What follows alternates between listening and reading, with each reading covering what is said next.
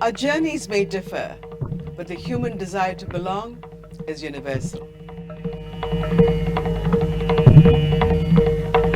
Hi, I'm Hema Ramanathan, a teacher educator, an author, a scribbler, and a podcaster.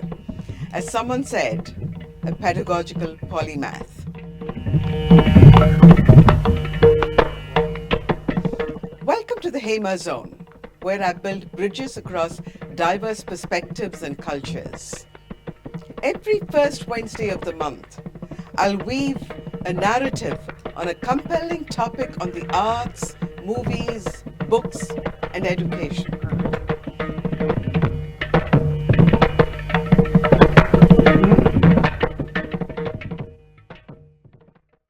I read a lot, all kinds of books, even horror, and nonfiction.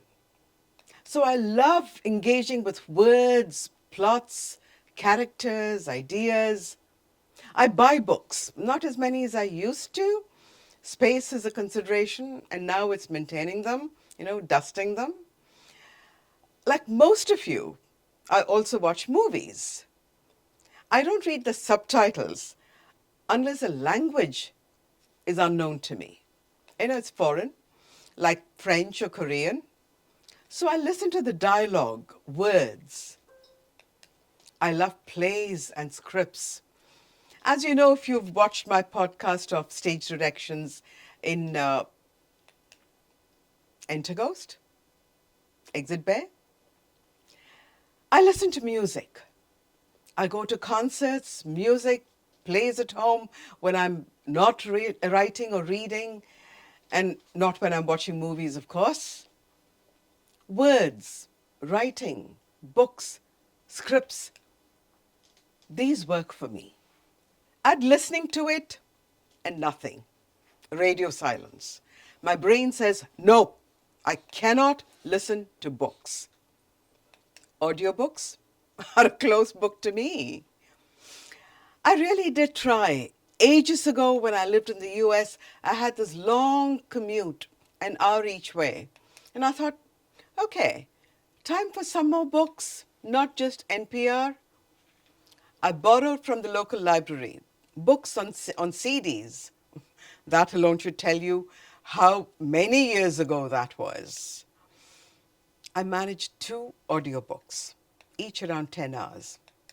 And that was it. I practically had to remind myself that the CD existed. There was no habit forming with me on that. Well, there was this third set of books, the audiobooks, that I listened to with great delight. The Harry Potter series read by Stephen Fry. Loved them. Listened to them 3 times over while I was driving to work. I still have the CDs, but I don't have a CD player anymore. Maybe I should get one, and that may nudge me into the audiobooks world. Because here's the thing. As much as I personally struggle with audiobooks, they're not struggling at all. In fact, audiobooks are thriving. This is no longer some tiny niche corner of the world book. It is mainstream, it's global and expanding fast. And some of the most interesting growth isn't happening in the US or the UK, but in India and China, with an annual growth of 20%. Why? The reasons are obvious, right? Affordable smartphones, cheap mobile data, long commutes, a young population that's extremely comfortable with audio. It's everything you need for a perfect audio book storm. But the real magic, the really interesting part is language. On platforms like Storytel, around 75% of listens are in the regional language. Hindi, Tamil, Marathi, Bengali, and many more. English is important, of course, but it's not the only one, and it's a very small slice of the pie. And the genres are pretty much what we'd expect. Fiction, it leads. Fantasy, romance, spirituality, self-help, children's books, all big. Nonfiction is catching on pretty quickly. Now, up here in my head, I know all about the advantages of audiobooks. I really do. One, we're wired to listen to the spoken word, to spoken stories. We hear stories from our elders as we grow up, myths and legends, folk tales, parables, stories about parents and children, stories about our families shared around the dinner table, who did what cute when they were young, or stupid trick, some of which make us laugh and some of us make us cringe. Then there is the convenience and portability of audiobooks.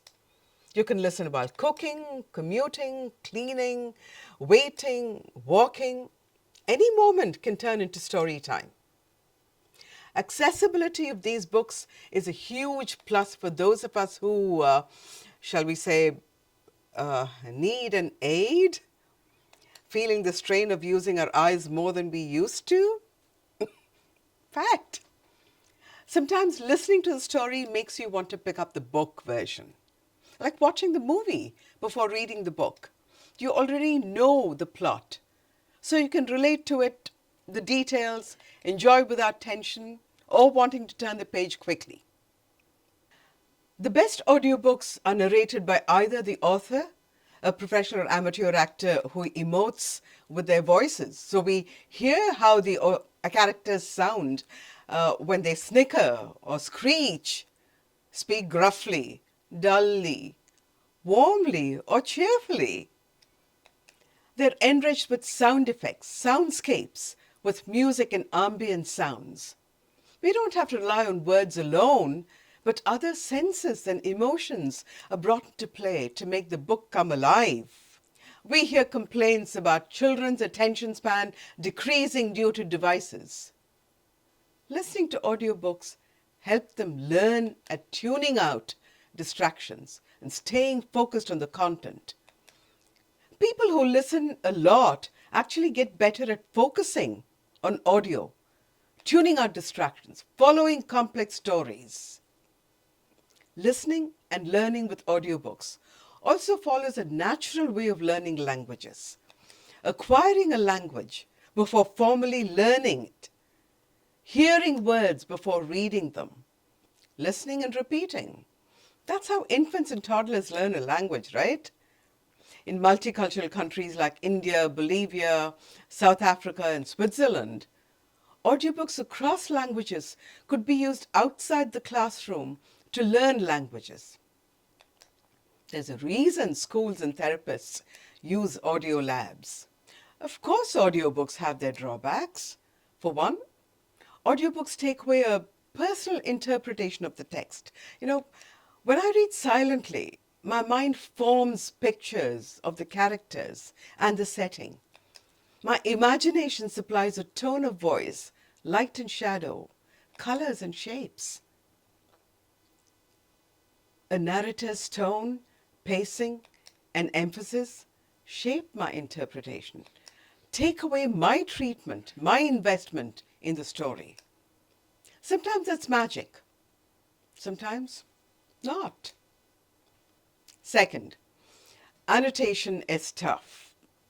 Non-fiction informational texts, I have to underline, make notes in the margin, highlight so that I can look at them later and make sense with them as I write. I don't annotate in fiction books anymore, but I prefer to take a photo of them, paragraphs that I like, and share them with friends.